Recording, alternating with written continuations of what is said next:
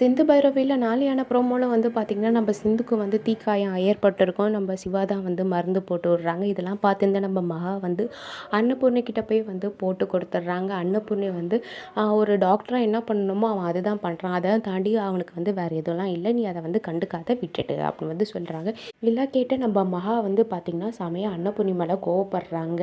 இவனா இப்படி இருக்காளே அப்படின்னு வந்து சொல்லிட்டு, இன்னொரு பக்கம் இசக்கி கிட்ட வந்து சொல்லிட்டு இதெல்லாம் வந்து புலம்பின்னுட்டு இருக்காங்க. ஒரு அடியா அந்த சிந்துவை வந்து விரட்டி விடலான்னு நினச்சா, ஆனால் அவள் இந்த வீட்டில் உட்காந்துட்டு எல்லா மனசுலையும் வந்து இடம் பிடிச்சிட்ருக்காளே அப்படின்னு வந்து சொல்கிறாங்க.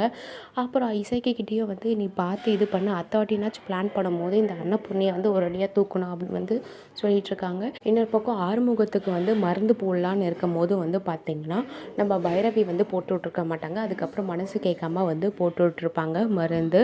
அதுக்கடுத்ததில் வந்து பார்த்திங்கன்னா, கூடிய சீக்கிரத்தில் வந்து நம்ம பைரவி கிளம்பி அந்த ப்ராஜெக்ட் விஷயமா வந்து பெங்களூர் கிளம்ப போகிறாங்க.